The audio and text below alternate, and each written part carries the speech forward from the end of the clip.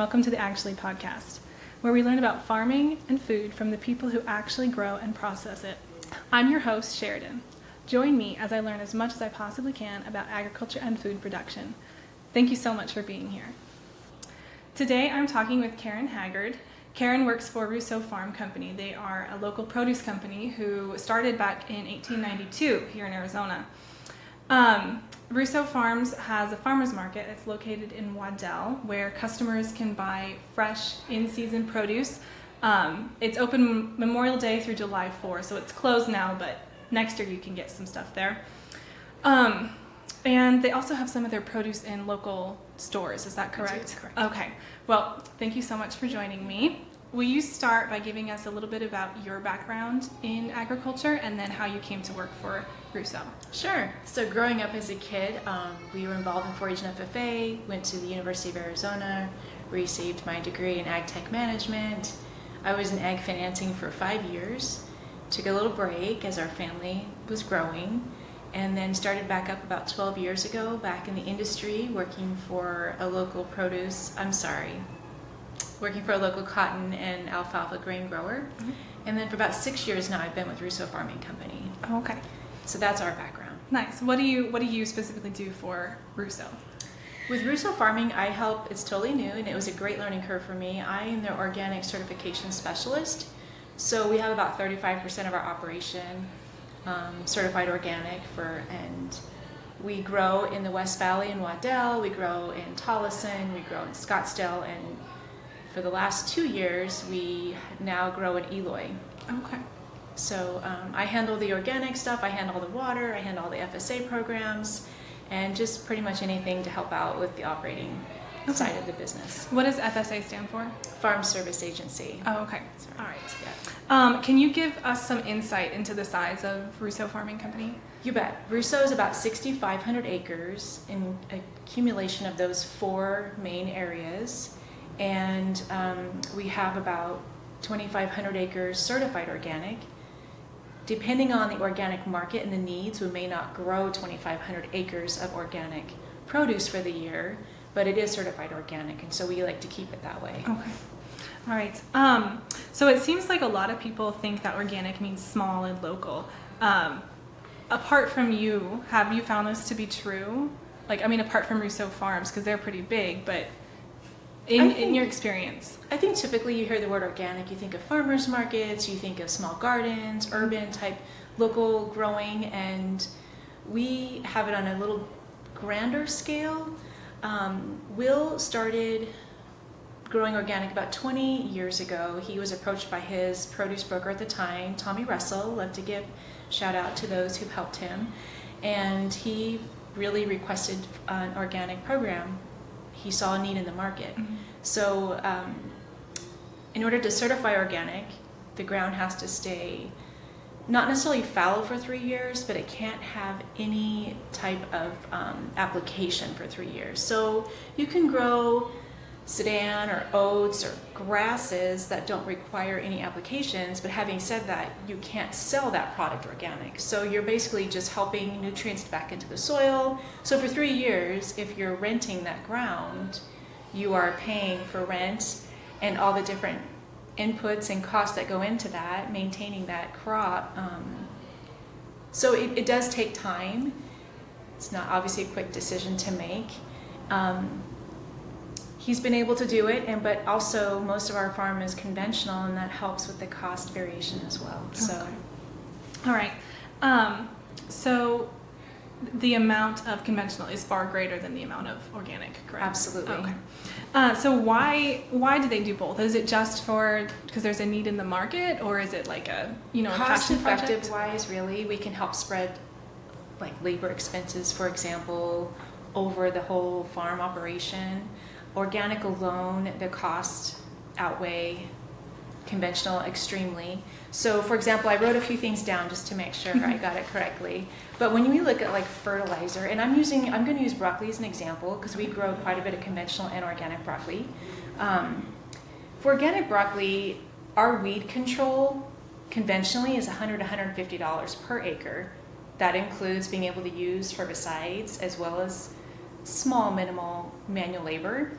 On the organic side, we can't use herbicides, so it's $600 to $800 per acre, covering the manual cost of the weeding by hand. So when you look at just that expense, as well as the fertilizer on conventional side is about $100 per acre.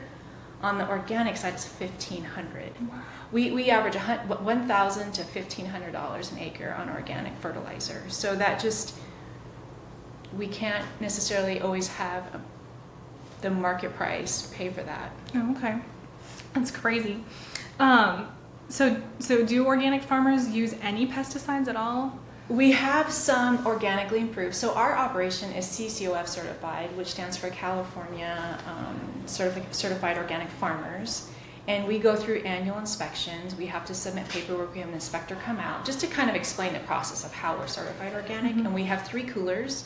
They're all organically certified as well. The products we are approved to use are either CCOF or OMRI certified, which is organic materials certified as well. So we do use a couple of products.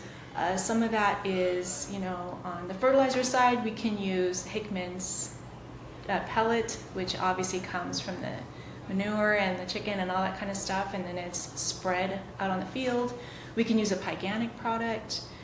Some of this product that we are allowed to use is product created from flowers, the chrysanthemum flower. We can use this worm type product. We use some sulfur. So all those, there are a very handful of products we can use that are still allowing our products to be certified organic. Oh, okay.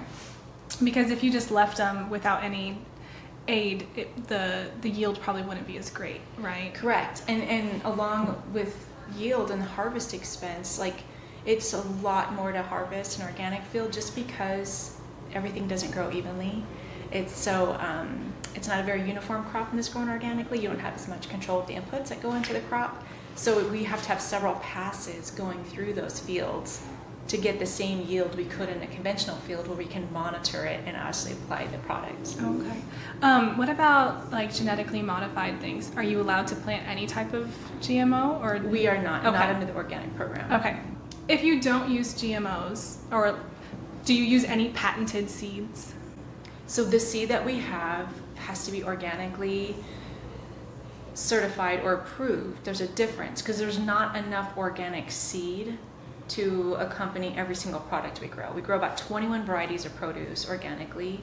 Some of those seed are not organic, but they're not treated, if that's helpful. Mm-hmm. So there's no seed modification done to it. It's not treated with any product, so that we can then still plant it and certify it organic. Okay. Can you save the seeds from the harvest to replant?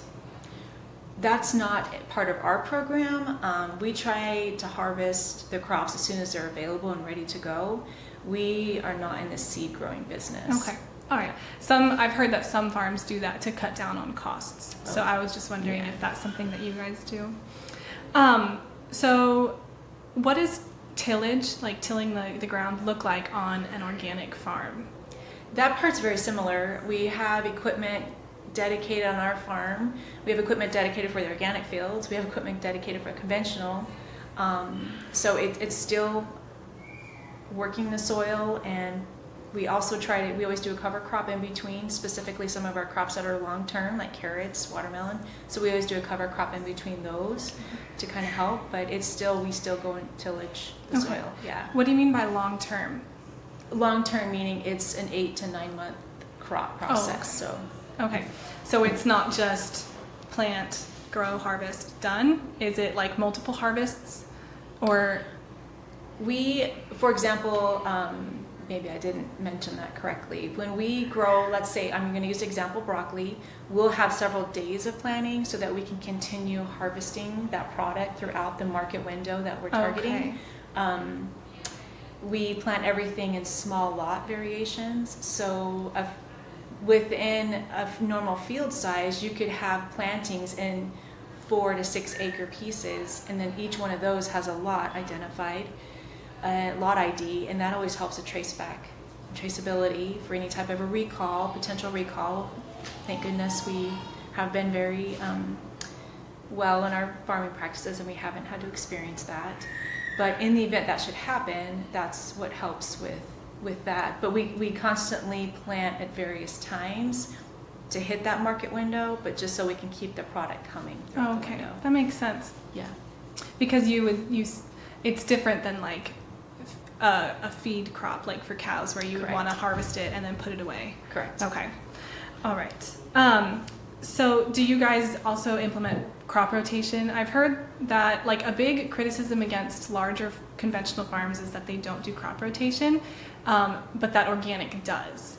Do you guys do crop rotation? We do. In fact, we just had several 100 acres of our organic fields just came out of organic wheat, just to kind of give it a break from the produce. Okay. In those fields will be put back into produce this fall. Okay. And I've also heard that crop rotation adds more nutrients to the ground and therefore makes the product or the produce more nutrient dense than conventional. Is this something that you know about? I think all crops need some sort of nitrogen, and whether it is tilling it back in the soil, getting it conventionally through petroleum product, or getting it organically, I think I believe our produce is equally healthy, whether it's organic or conventional. And that's my opinion, and the opinion of who we work with. So, yeah. So you're just saying that you believe Rousseau Farms, conventional versus organic, there's not much of a difference in nutrition, correct? I think it's all safe. It's all all very safe. Yes. Okay. We have a whole other department that's food quality safety, and they ensure that everything is met with standard, and we do sampling of water, soil, and plant every day that there's a harvest. Okay. So a lot of effort goes into ensuring a good product. absolutely. And I would say any of us that either work for the company or the families that's part of the farming community, they would pick, if they're taking home fresh produce from the day from the cooler, it wouldn't matter if it was organic or conventional. Like, we're willing to feed our families the same. Okay. Yeah. A lot of conventional farmers or people who support conventional farming say things like, we can't all be organic because we can't feed the world then. What are your thoughts on this? I believe that's true. I believe the cost of, just a few examples I gave, with the cost of fertilizer, cost of seed is high, the manual labor. We need the higher market to be able to compensate for those expenses. And I just don't think the world can pay that price for the product. You know, in a perfect world, sure, we could all have a garden and manage our food and manage how it's grown. But I know I can speak for our operation that it is healthy, it is safe, it is high quality. We take pride in it. You know, as a farmer, they love the soil. They're steward of the land, and we do all we can to be efficient, but to make the best practices we can in growing food. And I just don't see organic farming as a whole being able to feed the world. In addition to all of those expenses that go into it, you don't have the same yield you would get in a conventional operation. I believe it's also personal preference. You know, if you can put that in your budget and you prefer to have organic produce and you prefer to be able to have the organic milk and, you know, the grass-fed beef or any option like that, that's great. But if you can't, or you choose not to, I do not believe it's any less nutritious for you. Everything has to be vetted and be safe, and I believe that we do a good job of doing that. Well, I appreciate the opportunity to come here. I think what you're doing is great. The message for the community, a message for families, if it helps with knowledge and education, and it helps ease people to know that what we're doing is safe, and we are honored to have them as consumers. Some of our produce that's grown locally here in Arizona, you can find it in our local Sam's, Costco, Fry's, Sprouts. And we market it through a big broker marketer, so they'll tell us like which packaging to use for that day. So it's not in our farm label, but it's in Good and Gather for Target, or Kroger has their own products. So it's still locally grown. We're proud of that, and I would think, again, at the end of the day, I think it's a choice. And I think as long as we're all trying to gear towards whole foods, that the less packaged product, I think we're all going to be healthier. I think from 2020 we all learned our health is all we have, to be able to be healthy and to grow and to combat the illnesses out there. So I think as long as we continue to eat whole foods that are healthy for us, that would keep us healthy. All right. Well, thank you so much. I really appreciate you you. sitting down with me. Okay, thanks.